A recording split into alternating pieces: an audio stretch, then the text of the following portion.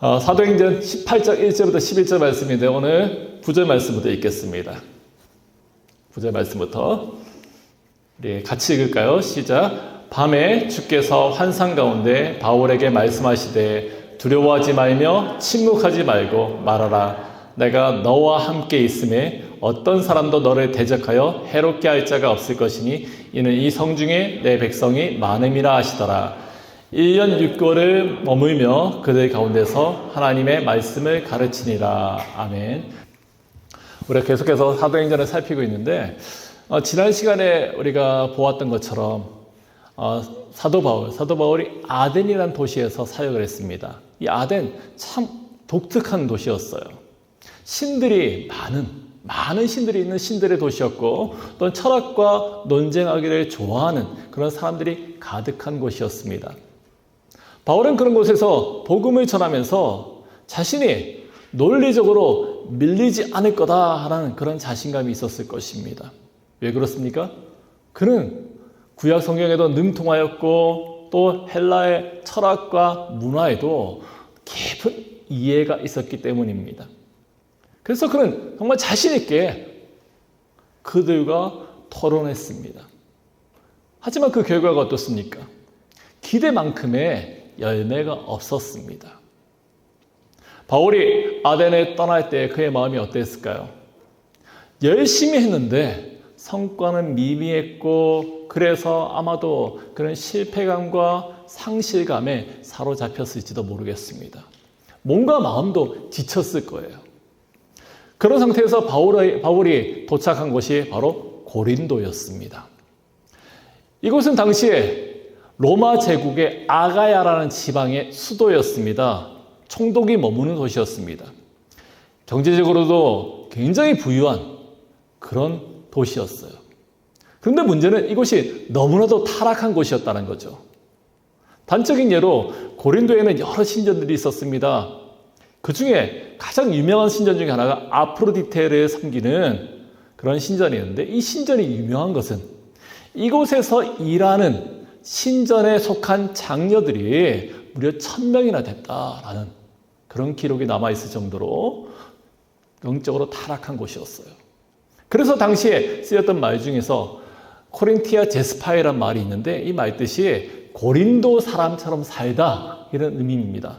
그러니까 문란한 생활을 한다. 저 사람은 고린티아 제스피아 이러면은 저 사람 정말 문란하구나. 그런 뜻을 담고 있을 정도로 그 당시 고린도가 그런 식으로 성적으로 타락한 그런 도시였습니다. 여러분 이런 상황에서 바울의 마음이 어땠을까요? 아덴에서 기대만큼의 성과를 거두지 못했는데 더 타락한 도시 고린도에서 내가 과연 여기서 무엇을 할 수 있을까라는 생각이 들지 않았겠습니까? 지쳐 있었고 또 외로웠을 것입니다. 아덴에서 고린도까지 대략 한 80km 정도 되는 거리입니다. 이 거리를 홀로 걸어왔어요. 할 수만 있다면 그런 끔찍한 도시 이 고린도에서 빨리 탈출하고 싶지 않았겠습니까? 그런데 여러분 바울은 이곳에서 무려 1년 6개월 동안 머물면서 복음을 전했습니다. 바울이 방문했던 도시 중에서 가장 오래 머물렀어요. 참 신기하지 않습니까? 저는 그 이유가 바로 회복에 있다라고 생각합니다. 비록 시작은 지독한 침체로부터 시작되었지만 결국 그는 전도자로서의 사명을 이 고린도에서 다시 발견하게 된 거죠. 고린도에서 비록 고린도란 도시는 죄악이 가득하고 타락한 그런 도시고 지나가다 부딪히는 사람은 거의 다 신전에서 여러 가지 악한 일로 섬기는 그런 이들이었는데 그곳에서 버틸 수 있는 힘을 얻게 된 것입니다. 바울이 어떻게 다시 힘을 얻고 회복할 수 있었겠습니까? 오늘 우리는 바울이 어떻게 다시 일어설 수 있었는지를 살펴보기를 원합니다. 그리고 우리 또한 영적으로 회복될 수 있는 그런 길을 함께 말씀을 통해서 찾아보는 그런 시간 되기를 소망합니다. 첫 번째로 바울은 고린도에서 동역자들을 통해서 회복할 수 있었습니다. 2절과 3절입니다. 아굴라라는 본도에서 난 유대인 한 사람을 만나니 글라우디오가 모든 유대인을 명하여 로마에서 떠나라 한 거로 그가 그 안에 브리스길라와 함께 이달리아로부터 새로운 자라. 바울이 그들에게 감해 생업이 같음으로 함께 살며 일을 하니 그 생업은 천막을 만드는 것이더라. 아멘. 고린도에 도착한 바울은 아굴라와 브리스길라라는 이 부부를 만납니다. 이들은 원래 로마에 살았던 사람들입니다. 근데 당시의 황제 글라우디오, 이 황제가 로마에 있는 그리스도인 유대인들을 다 추방했어요. 무슨 사건이 있었던 것 같아요. 그리스도를 믿는 유대인들의 로마에서 다 떠나라, 그런 추방령을 내렸습니다. 그래서 어찌할 수 없이 고린도까지 흘러들어오게 되었어요. 그런데 이 부부는 하던 일이 바울과 같은 일을 하였어요. 천막을 만드는 일이었습니다. 그래서 바울은 그들과 함께 같은 집에서 머물면서 교제하고 말씀을 나누면서 큰 위로를 받았을 것입니다. 바울이 고린도에서 힘을 얻을 수 있었던 중요한 이유 중에 하나는 바로 이들 부부를 만났기 때문인 거죠. 이후 바울은 로마서에서 이들을 언급하면서 이렇게 기록하고 있습니다. 로마서 16장 3절과 4절입니다. 너희는 그리스도 예수 안에서 나의 동역자들인 브리스가와 아굴라에게 문안하라. 그들은 내 목숨을 위하여 자기들의 목까지도 내어놓았나니 나뿐 아니라 이방인의 모든 교회도 그들에게 감사하느니라. 아멘. 바울이 순교의 길을 가기까지 이들은 그의 사역을 위해서 정말 헌신했던 귀한 동역자들이었습니다. 바울은 이들과 함께 사역을 하면서 이후에도 고린도 이후에도 17년 동안이나 함께하며 하나님의 일을 감당하였던 것이죠. 여러분, 하나님께서는 우리들에게도 이런 귀한 동역자들을 주십니다. 혼자 가는 게 너무나도 어렵죠. 바울이 아덴에서 고린도까지 걸어오던 길 얼마나 힘들었겠습니까? 많이 외로웠어요. 근데 그 길을 지나서 고린도에서 브리스길라와 아굴라라는 부부를 만났어요. 동역자를 만나게 된 거죠. 그런 식으로 우리도 정말 이 땅 가운데서 우리의 삶이 외롭고 힘들다 할지라도 함께하는 사람들이 있으면 지쳐도 다시 일어날 줄을 믿습니다. 또한 바울은 고린도에서 이들뿐만 아니라 실라와 디모데를 다시 만났습니다. 바울이 실라와 디모데를 만나자 먼저 그의 사역의 내용이 달라졌어요. 4절 말씀 볼까요? 안식일마다 바울이 회당에서 강론하고 유대인과 헬라인을 권면하니라. 회당에서 어떻게 했다고요? 강론했어요. 그리고 헬라인을 권면했어요. 자, 5절입니다. 실라와 디모데가 마게도냐부터 내려오매 바울이 하나님의 말씀에 붙잡혀 유대인들에게 예수는 그리스도라 밝히 증언하니. 그 사이에 실라와 디모데가 내려왔어요. 만나게 된 거죠. 바울이 이들을 만나기 전에는 단순히 회당에서 강론하고 권면했어요. 이 권면하다, 페이퍼라는 그런 단어를 쓰고 있는데, 페이서라는 단어를 쓰고 있는데 설명하는 뜻인 거죠. 잘 설명한 거예요. 하나님 말씀을. 이 일은 바울에게서 특별한 일은 아니었어요. 우리가 지난 시간에 보았던 것처럼 바울은 방문하는 도시들마다 먼저 회당으로 갔어요. 그곳의 유대인들에게, 회당에 있는 유대인들에게 구약의 말씀을 잘 설명했다고요. 늘 하던 일이었습니다. 그런데 이 바울이 실라와 디모데를 만난 이후에는 말씀에서 어떻게 기록하고 있습니까? 하나님의 말씀에 붙잡혀서 예수는 그리스도라 밝히 증언한다라고 기록하고 있어요. 증언한다. 이 증언한다는 이 단어에서 나온 말이 마르투스란 말입니다. 증인이라는 뜻을 가지고 있어요. 증인. 그리스도의 증인. 굉장히 강력한 단어예요. 바울의 사역의 내용이 달라졌습니다. 이것은 바울이 이 동역자들을 통해서 영적으로 큰 힘을 얻었다라는 것을 보여주는 그런 증거가 아닐 수가 없는 거죠. 사역의 내용이 달라진 거죠. 또 데살로니가전서 3장 6절을 읽어보겠습니다. 지금은 디모데가 너희에게로부터 와서 너희 믿음과 사랑의 기쁜 소식을 우리에게 전하고 또 너희가 항상 우리를 잘 생각하여 우리가 너희를 간절히 보고자 함과 같이 너희도 우리를 간절히 보고자 한다 하니. 아멘. 마게도냐 지방으로부터 실라와 디모데가 왔잖아요. 이 마게도냐 지방에 데살로니가 교회가 있던 곳이에요. 이곳에서 온 디모데가 소식을 전해준 거죠. 그들이 바울이 거쳐간 그곳에 있는 이들에게 지금 믿음과 사랑으로 아름답게 잘 성장하고 있다. 사역자에게 그만한 소식만큼 좋은 소식이 어디 있겠습니까? 그런 소식을 전해주고 또한 빌립보 교회가 보내준 선교원금도 같이 가져왔어요. 바울은 지금 생계 때문에 어찌할 수 없이 천막을 만드는 일을 하고 있었습니다. 근데 그 일을 이제 내려놓고 온전히 복음 사역에 집중할 수 있게 된 것입니다.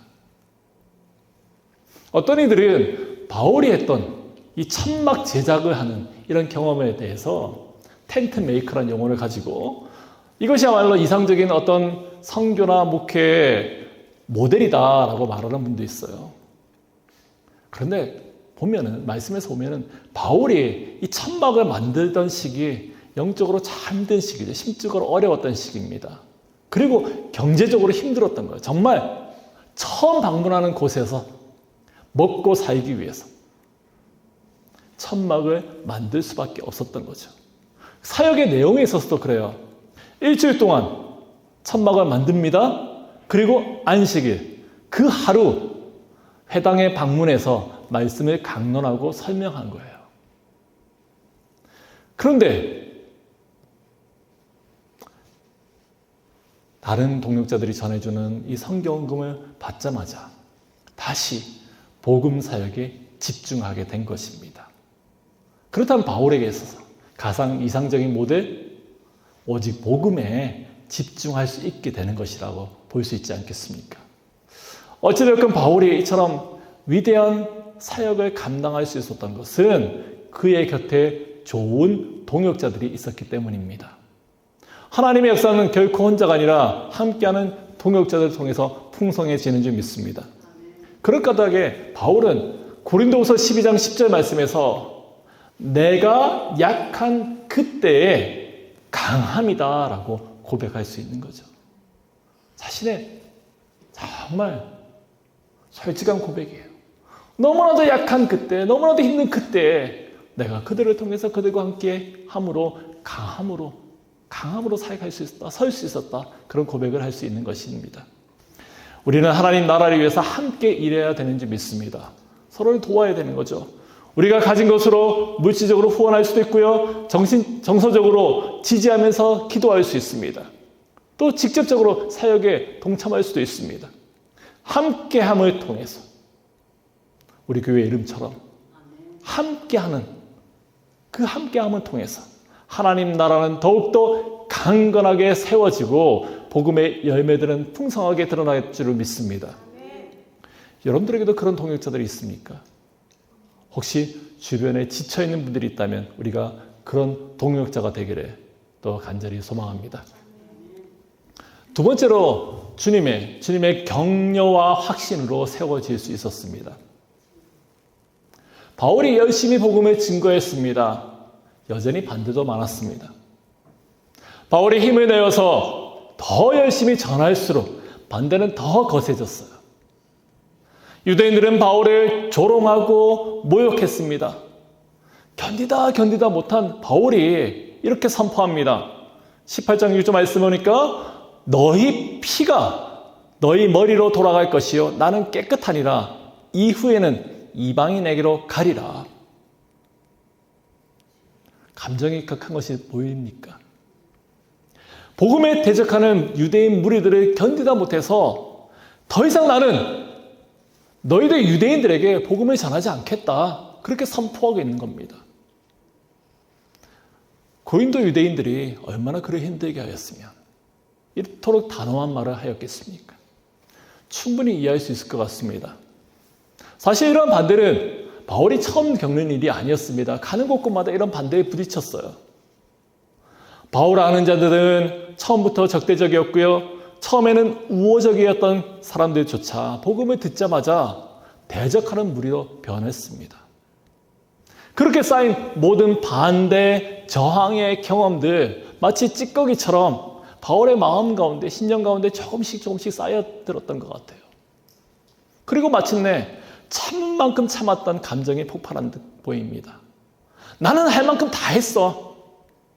바로 너희들 문제야. 너희가 복음을 거부했기 때문에 너희가 심판을 당하든지 말든지 나는 이제 상관이 없어. 다 니네들 탓이니까. 그리고 나는 이제부터 다시 너희들과 상종하지 않겠다. 너희들에게 복음을 전하지 않겠다. 내 책임이 아니야. 그렇게 바울은 지금 선포하고 있는 거죠. 그런데 이 말은 유대인들에 대한, 자기 동족에 대한 그런 애정을 완전히 끊어내는 그런 뜻은 아닙니다. 다시 그는 여전히 유대인들에 대한 깊은 관심과 안타까움을 가슴에 품고 있었어요. 여전히 그는 사역자였던 거죠. 바울은 그 길로 유스도라는 이방인의 집으로 거처를 옮깁니다. 그곳에서 이방인들의 대상으로 그 가정에서 교회를 시작하였습니다. 그런데 알고 보니 이 유스도의 집이 회당과 굉장히 가까운 거리에 있는 거예요. 회당은 유대인들이 모이는 곳입니다. 근데 유대인과 이제 나는 관계를 끊겠다고 말씀을 전하지 않겠다라고 선포했는데, 그런데 옮겨간 곳이 어디죠? 회당에 가까운 곳이에요. 게다가 그곳에서 유스도의 집에서 세례를 받은 이 중에 하나가 회당장 그리스보와 그의 가족들이었습니다. 그리고 수많은 고린도 사람들도 함께 믿어서 세례를 받았다라고 말씀은 증거하고 있습니다. 하나님이 일하심이 그런 것 같아요. 더 이상 유대인들에게 복음을 전하지 않겠다라고 하는 말이 무색할 만큼 회당의 가장 우두머리가 복음을 받고 더 많은 사람들이 세례를 받게 된 겁니다. 그리고 말씀에서는 이 그리스도뿐만 아니라 다음에 그리스도가 그리스도인이 되었으니까 그 자리에 비어서 다른 사람이 또 대신 회당장이 되었어요. 다시 회당장 된 사람조차도 그리스도인이 되었다는 거예요. 하나님의 역사신 가운데 우리는 놀랄 수가 없는 거죠. 놀랄 수밖에 없는 거죠. 어떻게 하나님의 계획을 우리가 따라갈 수 있겠습니까? 그런 중에 주님이 환상 중에 바울에게 보이셨습니다. 9절과 10절입니다. 함께 읽겠습니다. 9절과 10절. 밤에 주께서 환상 가운데 바울에게 말씀하시되 두려워하지 말며 침묵하지 말고 말하라. 내가 너와 함께 있음에 어떤 사람도 너를 대적하여 해롭게 할 자가 없을 것이니 이는 이 성중에 내 백성이 많음이라 하시더라. 아멘. 유대인 회당장이 회심을 하고 수많은 고린도 사람들이 믿고 세례를 받는 그런 역사가 일어나는 그 중입니다. 그런 가운데 환상을 바울이 경험하게 돼요. 그 환상 속에서 우리 주님께서 이상한 말씀을 바울에게 주셨습니다. 무엇인가요? 두려워하지 말고 말하라는 거죠. 능력 있게 지금 말씀을 증거하고 있습니다. 그리고 그 결과로 많은 이들이 회심을 하고 있는데, 교회가 잘 성장하고 있는데 주님께서는 바울에게 너 지금 두려워하지 말라라고 말씀하고 있어요. 바울은 두려워하고 있었던 거죠. 왜 두려워하고 있을까요? 아마도 바울은 이전에 아덴에서의 경험 때문이었을 것입니다. 자신 있게 정말 열심히 사역했는데, 근데 그곳에서 거절을 경험한 거죠. 투자한 거에 비해서, 열심히 내은 거에 비해서 겨우 2사람이 그리스도인이 되었을 뿐이었어요. 마치 이것은 오늘의 용어를 빌자면 PTSD처럼 두려움의 이유가 되었을 거예요. 점점 성도는 늘어가고 있지만은 두려움이, 자기가 어찌할 수 없는 이 두려움이 조금씩 바울을 집어삼키고 있었던 거죠. 그리고 결국에는 더 이상 복음을 전할 수가 없을지도 모르는 그런 상황까지 이르게 된 겁니다. 두려워하지 말고 말하라 그러잖아요. 여러분, 바울이라 할지라도 두려움과 영적인 침체에 빠질 가능성에서 예외가 될 수 없다는 것을 보여주고 있는 것입니다. 바울이 두려워하고 있다는 사실 누가 알았을까요? 아무도 몰랐어요. 하지만 주님은 알고 계셨던 거죠. 주님은 지금 바울이 어떤 상태에 있고 어떤 어려움에 있고 어떤 고통 속에 있는지를 우리 주님은 너무나도 잘 알고 있었던 겁니다. 왜 그렇습니까? 주님께서는 끊임없이 쉬지 않고 바울을 돌보고 있었기 때문입니다. 그리고 지금 바울에게 필요한 것이 무엇인지 너무나도 잘 알았기 때문이에요. 그리고 주님께서 직접 바울을 위로하고 격려하신 겁니다. 바울은 아덴에서의 경험한 그 낙심의 흔적들, 그 어려움들이 바울을 힘들게 하여서 또 여기서 또 이곳에서도 거절당하면 어떡하지? 교회가 성장하고 있잖아요. 열심을 내었다고요.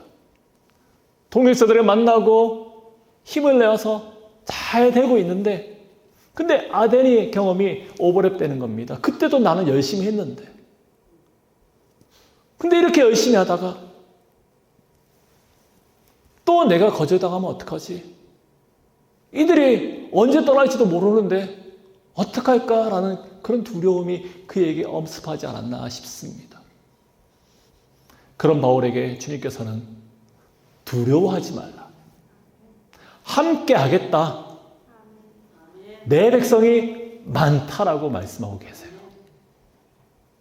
믿는 사람들이 많을수록 분명 대적하는 사람들은 더 많아졌을 것입니다. 하지만 주님께서 함께 하시기 때문에 아무도 그를 해할 자가 없으니 두려워하지 말고 담대하라고 분명하게 바울에게 말씀해 주셨습니다.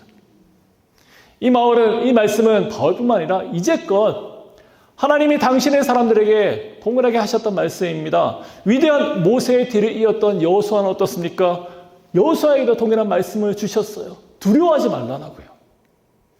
또한 주님은 바울에게 내 백성이 많다라고 말씀하고 계시죠. 바울은 이미 회당에서 자신의 옷을 털어내면서 이제는 유대인들에게 더 이상 가망이 없다. 그렇게 말하지 않았습니까? 하지만 하나님의 생각은 달랐던 거죠. 그래서 회당장을 비롯한 많은 이들을 변하게 만들었어요. 그러는 가운데 주님께서는 아직도 내 백성들이 많이 있다라는 거죠. 내 백성, 하나님의 사람들이에요. 하나님의 말씀을 들어야 될 이들입니다. 변화되어야 될 사람들입니다. 바울에게 바로 주셨던 사명이었어요. 이것은 바울이 그곳 고린도가 비록 영적으로 얼마만큼 타락하고 힘든 도시라 할지라도 담대하게 복음을 전해야만 되는 그런 이유가 되었습니다. 복음의 사람은 사명에 따라서 움직이는 사람들입니다. 주님께서 주시는 비전을 따라서 움직이는 사람들인 줄 믿습니다. 바울에게 주셨던 그 사명과 같이 이 말씀은 동일하게 우리에게 주시는 말씀입니다. 복음은 우리에게 사명입니다. 믿으십니까? 세상 가운데 하나님께 속한 백성들을 찾아서 만나서 그들에게 복음을 전해야 된다는 거죠. 복음은 기쁜 소식입니다. 생명을 살리는 소식이에요. 어떤 것과 비교할 수 없는 내 것이 전부다. 내가 꼭꼭 숨겨야 되는 그런 것이 아니에요. 나누고 드러내고 자랑해야 될 말씀인 거예요. 우리가 입을 열어서 복음을 담대하게 증거할 때 듣는 이들 가운데 반드시 반응이 일어나게 되는 그런 생명의 말씀인지 믿습니다. 바울과 같이 우리는 주님이 주시는 비전이 필요한 사람들이에요. 우리는 주님의 격려가 필요한 사람들입니다. 우리는 우리의 연약함을 너무나도 잘 아시는 우리 주님께서 힘을 주실 때 더 힘을 낼 수 있는, 주님의 일을 더 잘 감당할 수 있는 그런 사람들입니다. 이사야 41장 10절 말씀 우리 함께 읽어볼까요? 이사야 41장 10절 말씀 시작. 두려워하지 말라. 내가 너와 함께함이라. 놀라지 말라. 나는 내 하나님이 됨이라. 내가 너를 굳세게 하리라. 참으로 너를 도와주리라. 참으로 나의 의로운 오른손으로 너를 붙들리라. 아멘. 믿으십니까? 주님께서 주시는 말씀이에요. 바울에게 주셨던 바로 그 말씀이에요. 두려워하지 말라. 내가 너와 함께한다. 내가 너를 굳세게 한다. 내가 너를 도와주겠다. 나의 의로운 오른손으로 너를 붙들어서 일으켜주고 끌고 나가시겠다. 그 말씀을 우리에게 주시는 거예요. 어려우십니까? 공고하십니까? 힘드십니까? 우리가 붙들고 나가야 돼. 그분은 오직 주님밖에 없는 줄 믿습니다. 하나님은 언제나 누구도 몰랐던 바울의 상태를 하나님은 너무나도 그를 잘 알고 계셨어요. 그렇게 세밀하게 간섭하시고 보고 계신 주님께서 우리를 동일하게 붙들어 주시는지 믿습니다. 그렇게 우리는 주님의 격려와 확신 가운데 다시 일어설 수 있습니다. 라는 그런 믿음으로 고백하기 원합니다. 바로 이것이요. 바로 이런 것들이 고린도에서 무려 1년 6개월 동안 머물면서 복음을 가르칠 수 있었던 그런 이유가 되었습니다. 가장 악하고 타락하고 복음의 가장 적대적인 도시 그 고린도에서 그가 그렇게 사역할 수 있었던 거예요. 그것은 분명 그의 힘으로 한 것이 아니었습니다. 바울은 경험했잖아요. 아덴에서 자신 있게 자신의 능력으로 잘할 수 있었다고 믿었던 거예요. 그런데 그렇게 덤볐는데 찾아온 것은 거절과 상실감과 두려움과 어려움이었어요. 그런데 고린도에서 어떻습니까? 내가 너와 함께한다. 두려워하지 말라. 그런 하나님을 붙들고 나니까 정말 능력 있게 사역을 감당할 수 있지 않았습니까? 말씀을 정리하겠습니다. 아덴을 떠나서 고린도에 도착한 바울의 모습. 고린도서 2장 3절의 말씀. 여기서 바울이 너무나도 솔직하게 고백했어요. 내가 너희 가운데 거할 때 약하고 두려워하고 심히 떨었다.